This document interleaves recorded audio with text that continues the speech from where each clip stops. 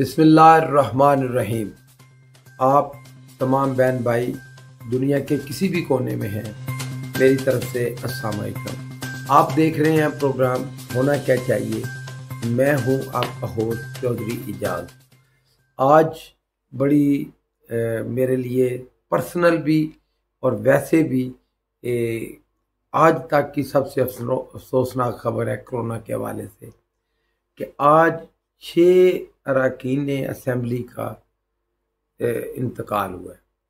मतलब पिछले 1-2 दिन में, मतलब मेरे तकरीबन तमाम मेरे ज़ाती जानने वाले थे, तो यकीन करें मनीर साहब से, फाटा से, शौकत चीमा थे और बहुत, मतलब 6 दोस्तों का।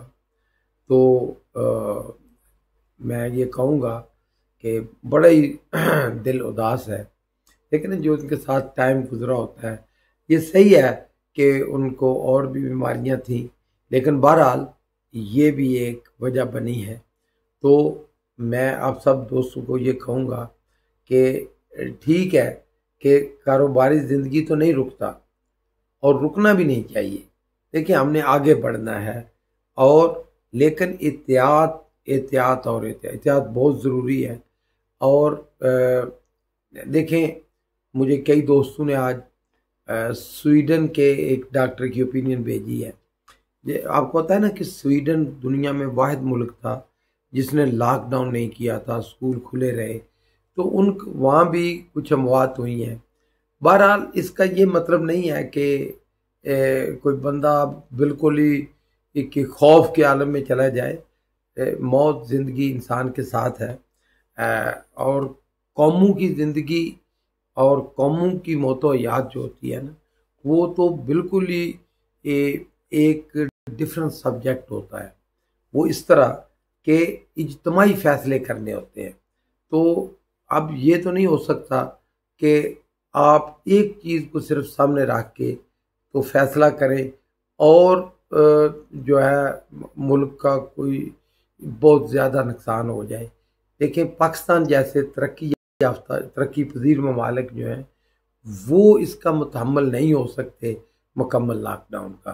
तो हुकूमत ने जो स्मार्ट लॉकडाउन का फैसला किया है, मैं उसको सेकंड करता हूँ, बल्कि मैं कहता हूँ कि दुरुस्त फैसला है। लेकिन अवाम को भी, हम सब को एहतियात करनी चाहिए। अच्छा, अब एक अच्छी खबर भी है।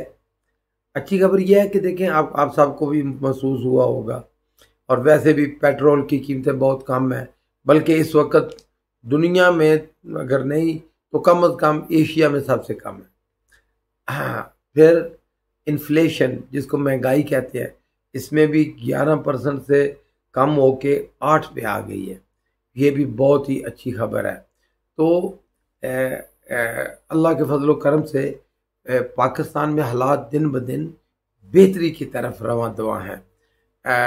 मैं आज ज़्यादा लंबी बात नहीं करूँगा।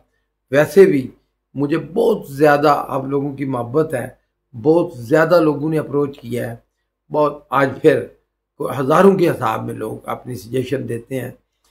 मैं सोच भी नहीं सकता था कि इतनी कम दिनों में मेरा चैनल, यूट्यूब चैनल और ये जो सोशल मीडिया है, इतना पॉपुलर हो जाएगा। लेकिन बहरहाल मेरा मकसद तो सिर्फ ये है कि हम मिल के बेहतर से बेहतर राब्ते कायम करें और हम कोई पॉजिटिव बात किया करें जिससे फ़ायदा हो, जिससे कोई सुनने वाला, देखने वाला, उसका वक़्त ज़ाया ना हो। तो मुझे अल्लाह के फजल करम से पूरी उम्मीद है कि आज तक मैंने एक भी फजूल या ऐसी बात नहीं की जो इर्रेलिवेंट हो। तो एक और बड़ी ज़रूरी बात मैं कहना चाहता हूँ कि जो वीडियो मैंने अमेरिका के बारे में बनाई और इंडिया का कंपैरिजन किया, तो उसमें भी बहुत ज़्यादा दोस्तों ने अप्रिशिएट भी किया, और कुछ लोगों ने उसके ऊपर जो उनको, या मैं समझा नहीं सका, मैं इस तरह इसको लेता हूँ, शायद मैं अपनी बात नहीं समझा सका। लेकिन एक और बड़ा जो है ना, हार्ट टचिंग जिसको कहते हैं, दिल को छूने वाला है, कि एक मेरी नज़र से गुजरी है पोस्ट, इस वक्त मेरे पास नहीं है, मैं वैसे शेयर करना चाहता हूँ आपके साथ। उसका मफहूम ये है कि जो प्रोटेस्ट अमेरिका के अंदर हो रहा है, उसमें एक जो प्रोटेस्टर है, जो एहतजाज कर रहा है, उसने पोस्टर उठाया हुआ है और उसके ऊपर लिखा है कि हम वी आर नॉट अरब, कि आप हमें कत्ल करें और हम खामोश रहें। मतलब उसका मफहूम ये है कि हम कोई अरब नहीं है कि आप हमें कत्ल करें और हम खामोश रहें। तो देखें, ये बहुत बड़ा मैसेज है और ये एक तरह से मतलब दिल को दहला देने वाला भी है। तो एक तरह से इसमें पैशन जज्बा भी है। तो हमने इसको होना क्या चाहिए, हमने इसको पॉजिटिव लेना है। किस तरह? देखिए, जिंदा कौमों की ये निशानी होती है कि वो उनमें जिंदगी होती है, एहतजाज करते हैं। समझे, जो कौम जुल्म बर्दाश्त करने लगे वो सफ़ा हस्ती से मिट जाते हैं। वही कौमें आगे जिंदा रहती हैं जो आगे बढ़ते हैं, जिनमें जज्बा होता है, जो एहतजाज करते हैं। मैंने इंडिया की इसलिए मिसाल दी थी कि देखें ना, कश्मीर के अंदर इंडिया ने कितना जुल्म किया है। कश्मीरियों को बाहर आना चाहिए। मैं देखें, चाहे कुछ जो मुझ पे कोई भी एतराज़ करे, लेकिन मेरे दिल की ये आवाज़ है और हम चाहते हैं कि दुनिया में जिस इंसान के साथ भी जुल्म हो उसको एहतजाज करना चाहिए। जो कुछ हो सकता है, इसी तरह दुनिया में बेहतरी आएगी। बहुत मेहरबानी, बहुत शुक्रिया।